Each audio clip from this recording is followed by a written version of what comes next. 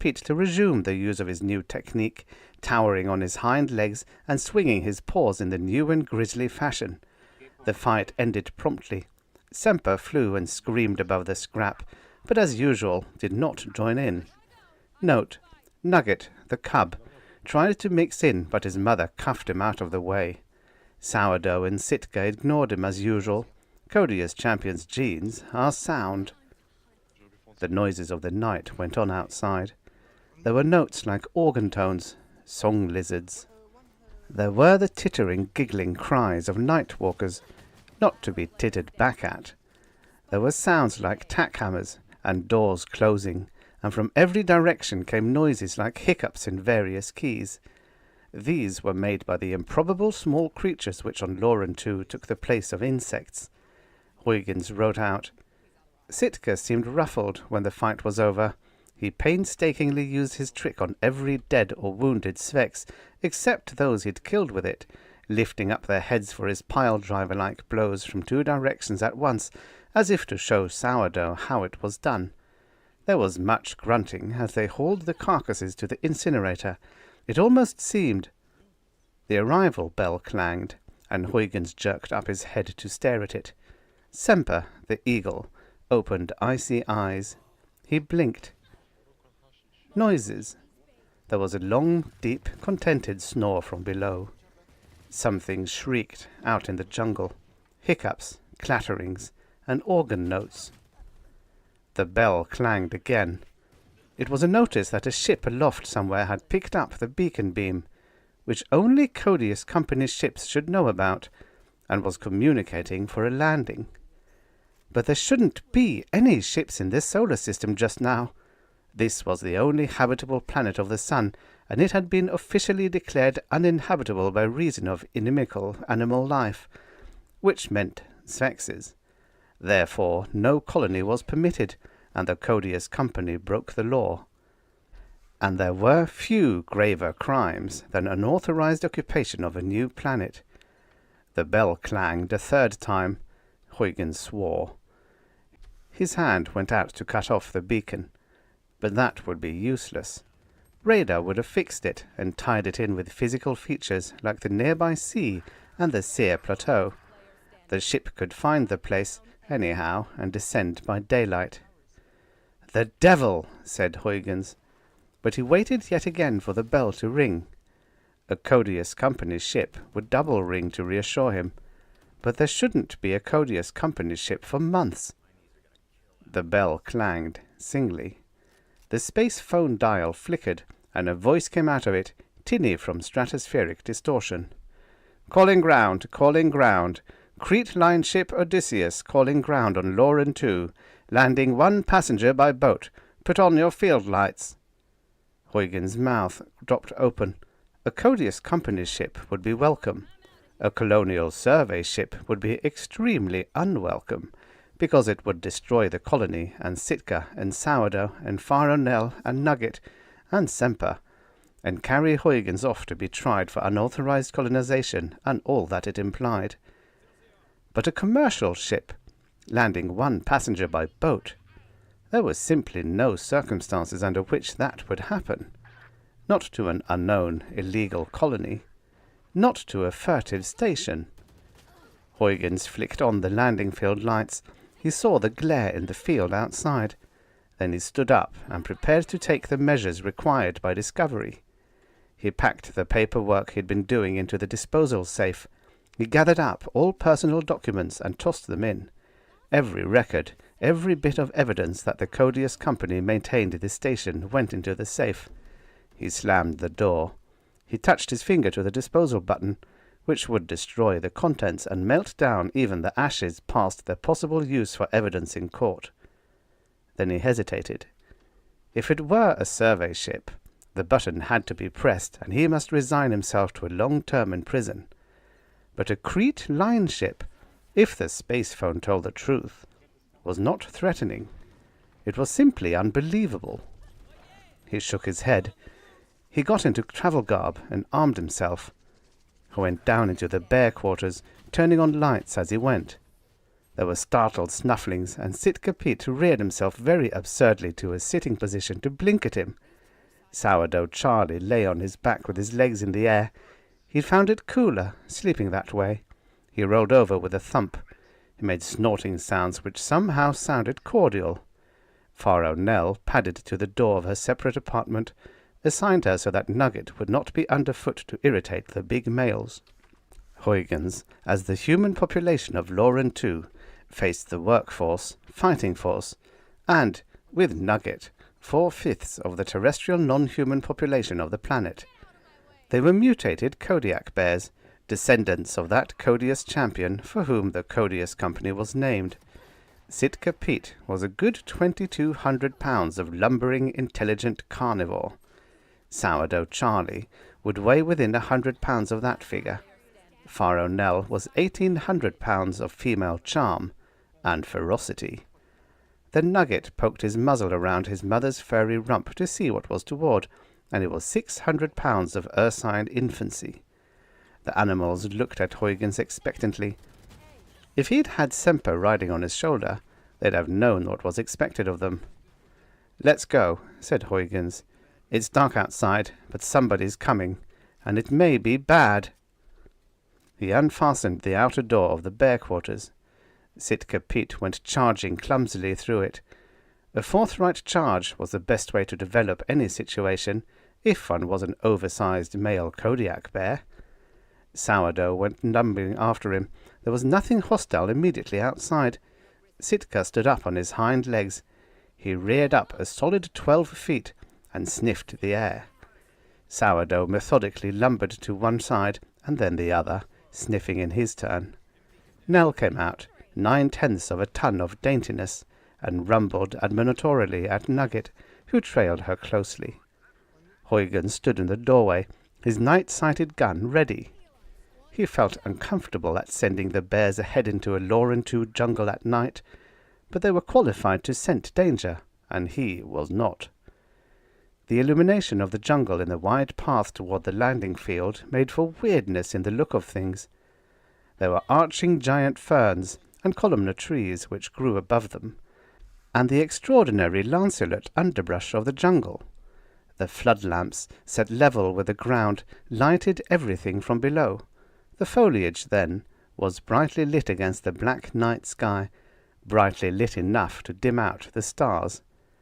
There were astonishing contrasts of light and shadow everywhere. "On ahead," commanded Huygens, waving. "Hup!" He swung the bear quarters door shut. He moved toward the landing field through the lane of lighted forest. The two giant male Kodiaks lumbered ahead. Sitka Pete dropped to all fours and prowled. Sourdough Charlie followed closely, swinging from side to side. Huygens came alertly behind the two of them, and Pharaoh Nell brought up the rear with Nugget following her closely. It was an excellent military formation for progress through dangerous jungle. Sourdough and Sitka were advance guard and point, respectively, while Pharaoh Nell guarded the rear. With Nugget to look after, she was especially alert against attack from behind. Huygens was, of course, the striking force. His gun fired explosive bullets which would discourage even Spexes, and his night sight, a cone of light which went on when he took up the trigger slack, told exactly where they would strike. It was not a sportsmanlike weapon, but the preachers of Loran 2 were not sportsmanlike antagonists. The Nightwalkers, for example. But Nightwalkers feared light. They attacked only in a species of hysteria if it were too bright. Huygens moved toward the glare at the landing field. His mental state was savage. The Codius Company station on Loran 2 was completely illegal. It happened to be necessary from one point of view, but it was still illegal. The tinny voice on the space phone was not convincing in ignoring that illegality. But if a ship landed, Huygens could get back to the station before men could follow, and he'd have the disposal safe turned on in time to protect those who'd sent him here. But he'd heard the faraway and high harsh roar of a landing boat rocket, not a ship's bellowing tubes, as he made his way through the unreal-seeming brush. The roar grew louder as he pushed on, and the three big Kodiaks padding here and there, sniffing thoughtfully, making a perfect defensive-offensive formation for the particular conditions of this planet. He reached the edge of the landing field, and it was blindingly bright, with the customary divergent beams slanting skyward so a ship could check its instrument landing by sight. Landing fields like this had been standard once upon a time.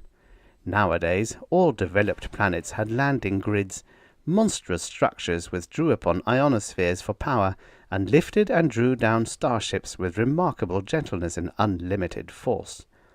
This sort of landing field would be found where a survey team was at work, or where some strictly temporary investigation of ecology or bacteriology was underway, or where a newly authorized colony had not yet been able to build its landing grid. Of course, it was unthinkable that anybody would attempt a settlement in defiance of the law. Already, as Huygens reached the edge of the scorched open space, the night creatures had rushed to the light like moths on earth. The air was misty with crazily gyrating, tiny flying things. They were innumerable, and of every possible form and size, from the white midges of the night and multi-winged flying worms, to those revoltingly naked-looking larger creatures which might have passed for plucked flying monkeys if they had not been carnivorous and worse. The flying things soared and whirred and danced and spun insanely in the glare. They made peculiarly plaintive humming noises. They almost formed a lamplit ceiling over the cleared space. They did hide the stars. Staring upward, Huygens could just barely make out the blue-white flame of the spaceboat's rocket through the fog of wings and bodies. The rocket flame grew steadily in size. Once, apparently, it tilted to adjust the boat's descending course. It went back to normal. A speck of incandescence at first, it grew until it was like a great star, and then a more than brilliant moon, and then it was a pitiless glaring eye. Huygens averted his gaze from it. Sitka Pete sat lumpily, more than a ton of him, and blinked wisely at the dark jungle away from the light. Sourdough ignored the deepening, increasing rocket roar. He sniffed the air delicately.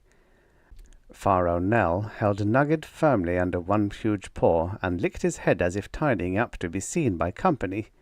Nugget wriggled. The roar became that of 10,000 thunders. A warm breeze blew outward from the landing field. The rocket boat hurled downward, and its flame touched the mist of flying things, and they shriveled and burned and were hot.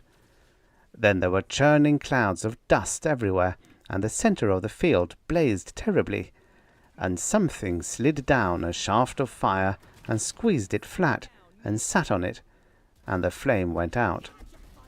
The rocket boat sat there, resting on its tail fins, pointing toward the stars from which it came. There was a terrible silence after the tumult. Then, very faintly, the noises of the night came again. There were sounds like those of organ pipes, and very faint and apologetic noises like hiccups. All these sounds increased, and suddenly Huygens could hear quite normally. Then a side port opened with a quaint sort of clattering, and something unfolded from where it had been inset into the hull of the spaceboat, and there was a metal passageway across the flame-hated space on which the boat stood. A man came out of the port. He reached back in and shook hands very formally. He climbed down the ladder rungs to the walkway. He marched above the steaming, baked area, carrying a travelling bag.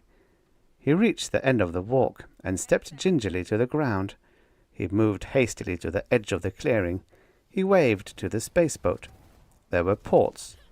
Perhaps someone returned the gesture. The walkway folded briskly back up to the hull and vanished in it. A flame exploded into being under the tail fins. There were fresh clouds of monstrous choking dust and a brightness like that of a sun. There was noise past the possibility of endurance. Then the light rose swiftly through the dust cloud and sprang higher and climbed more swiftly still.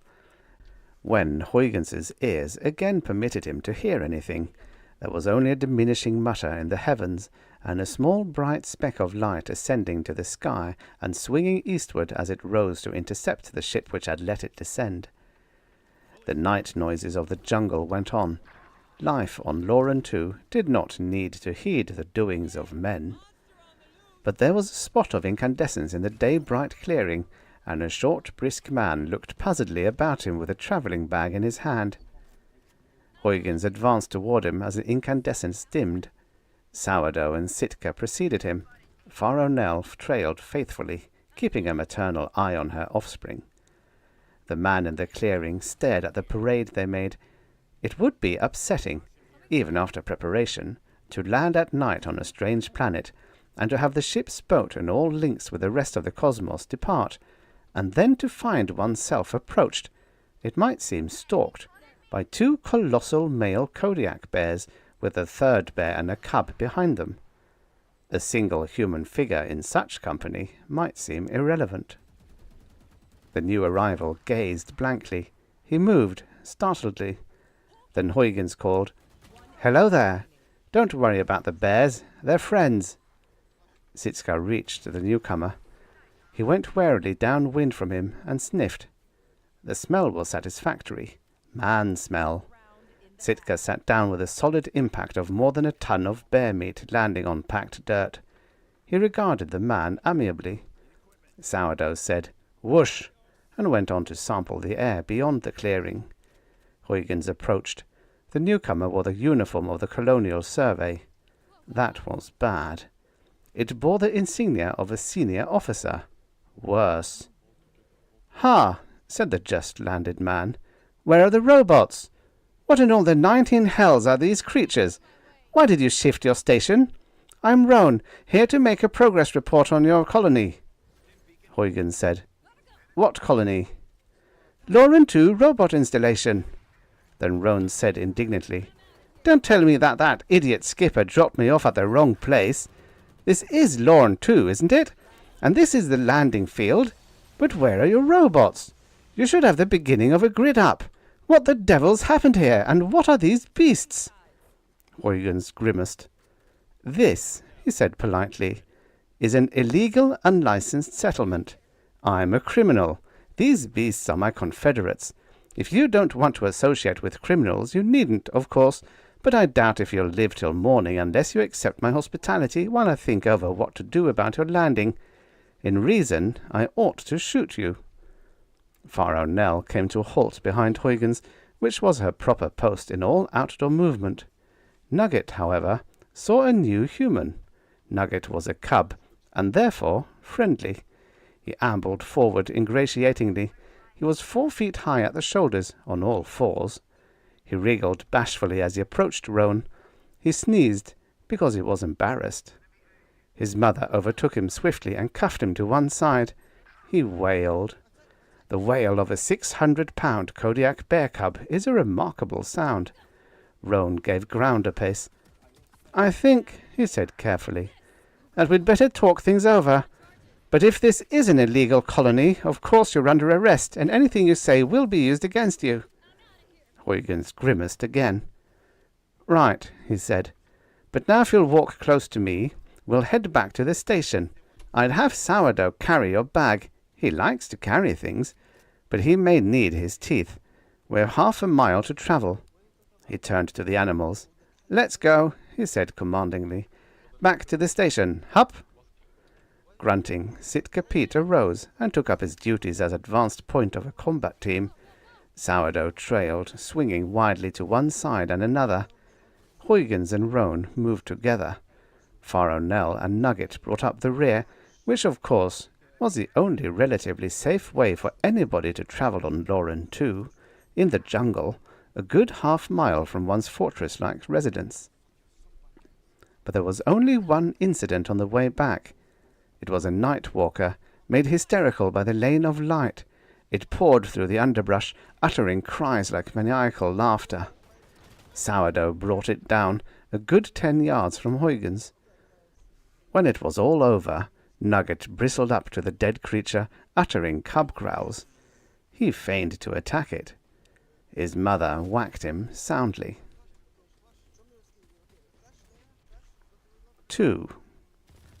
There were comfortable settling-down noises below. The bears grunted and rumbled, but ultimately were still. The glare from the landing field was gone. The lighted lane through the jungle was dark again. Huygens ushered the man from the spaceboat up into his living quarters. There was a rustling stir, and Semper took his head from under his wing. He stared coldly at the two humans. He spread monstrous 7-foot wings and fluttered them. He opened his beak and closed it with a snap. "That's Semper," said Huygens. "Semper Tyrannis. He's the rest of the terrestrial population here. Not being a fly-by-night sort of creature, he didn't come out to welcome you." Roan blinked at the huge bird perched on a 3-inch thick perch set in the wall. "An eagle?" he demanded. "Kodiak bears. Mutated ones, you say, but still bears. And now an eagle? You've a very nice fighting unit in the bears." "They're pack animals too," said Huygens. "They can carry some hundreds of pounds without losing too much combat efficiency, and there's no problem of supply. They live off the jungle. Not Svexes, though. Nothing will eat a Svex, even if it can kill one." He brought out glasses and a bottle. He indicated a chair. Roan put down his travelling bag. He took a glass. "I'm curious," he observed. "Why Semper Tyrannis? I can understand Sitka Pete and Sourdough Charlie as names. The home of their ancestors makes them fitting. But why Semper?" "He was bred for hawking," said Huygens. "You sick a dog on something. You sick Semper Tyrannis. He's too big to ride on a hawking glove, so the shoulders of my coats are padded to let him ride there. He's a flying scout. I've trained him to notify us of Svexes, and in flight he carries a tiny television camera. He's useful, but he hasn't the brains of a bear's." Roan sat down and sipped at his glass. "Interesting. Very interesting. But this is an illegal settlement. I'm a colonial survey officer. My job is reporting on the progress according to plan, but nevertheless I have to arrest you. Didn't you say something about shooting me?"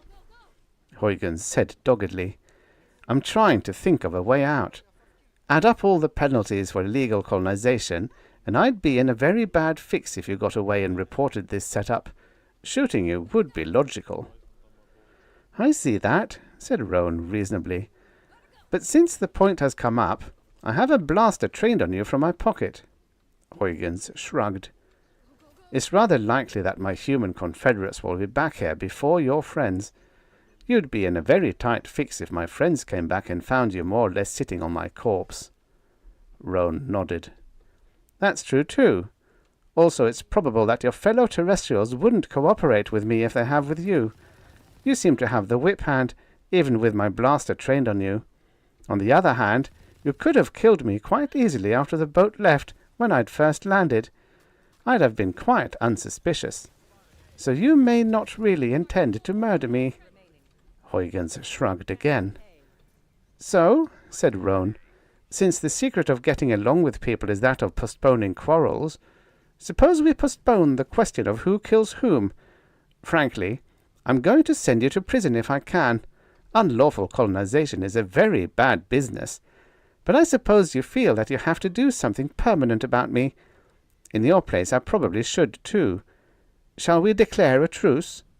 Huygens indicated indifference.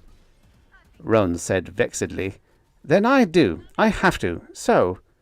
He pulled his hand out of his pocket and put a pocket blaster on the table. He leaned back defiantly. "Keep it," said Huygens. "Laurentu isn't a place where you live long unarmed." He turned to a cupboard. "Hungry?" "I could eat," admitted Roan. Huygens pulled out 2 meal packs from the cupboard and inserted them in the readier below. He set out plates. "Now, what happened to the official, licensed, authorized colony here?" asked Roan briskly. "License issued 18 months ago. There was a landing of colonists with a drone fleet of equipment and supplies. There have been 4 ship contacts since. There should be several thousand robots being industrious under adequate human supervision. There should be 100-mile square clearing planted with food plants for later human arrivals. There should be a landing grid at least half finished. Obviously, there should be a space beacon to guide ships to a landing. There isn't. There's no clearing visible from space. That Crete line ship has been in orbit for 3 days trying to find a place to drop me. Her skipper was fuming. Your beacon is the only one on the planet, and we found it by accident. What happened?" Huygens served the food. He said dryly, "There could be 100 colonies on this planet without anyone knowing of any other. I can only guess about your robots, but I suspect they ran into Sphinxes." Rowan paused with his fork in his hand.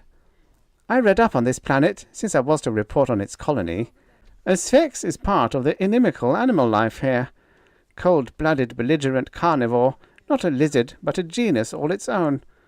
Hunts in packs, 700 to 800 pounds when adult. Lethally dangerous, and simply too numerous to fight. They are why no license was ever granted to human colonists. Only robots could work here, because they're machines. What animal attacks machines?" Huygens said. "What machine attacks animals? The Sphinxes wouldn't bother robots, of course. But would robots bother the Sphinxes?" Rowan chewed and swallowed. "Hold it! I'll agree that you can't make a hunting robot. A machine can discriminate, but it can't decide.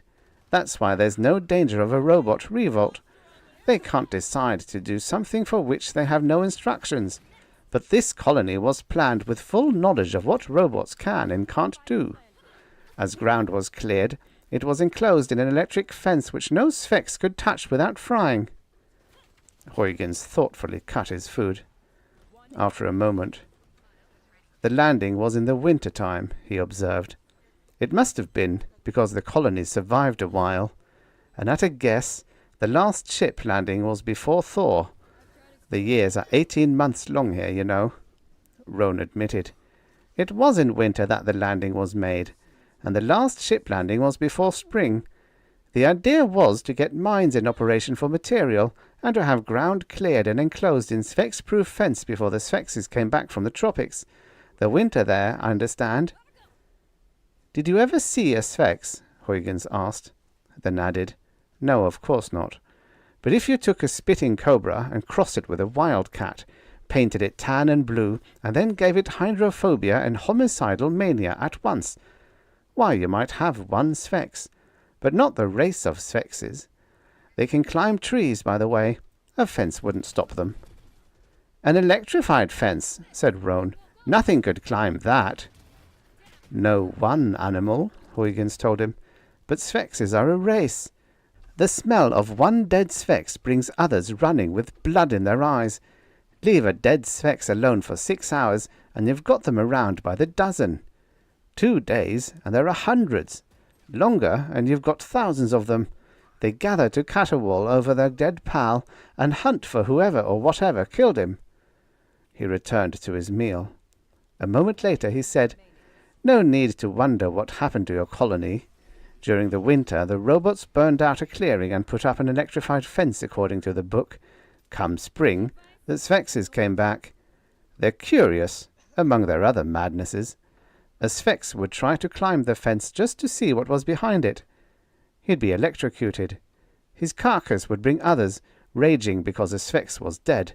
Some of them would try to climb the fence and die, and their corpses would bring others.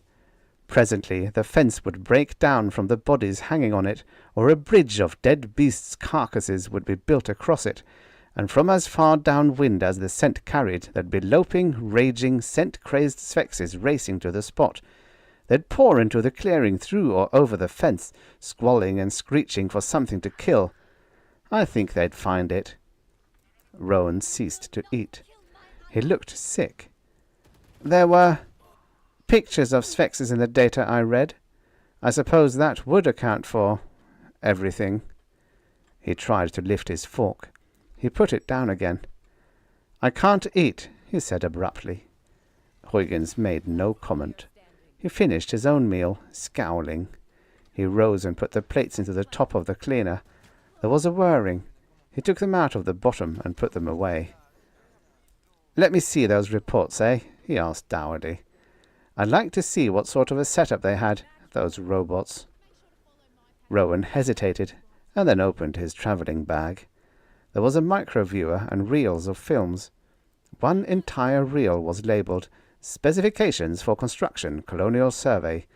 which would contain detailed plans and all requirements of material and workmanship for everything from desks, office, administrative personnel, for use of, to landing grids, heavy gravity planets, lift capacity 100,000 Earth tons. But Huygens found another. He inserted it and spun the controls swiftly here and there, pausing only briefly at index frames until he came to the section he wanted. He began to study the information with growing impatience. "Robots, robots, robots," he snapped. "Why don't they leave them where they belong, in cities to do the dirty work, and on airless planets where nothing unexpected ever happens? Robots don't belong in new colonies. Your colonists depended on them for defense. Damn it! Let a man work with robots long enough, and he thinks all nature is as limited as they are.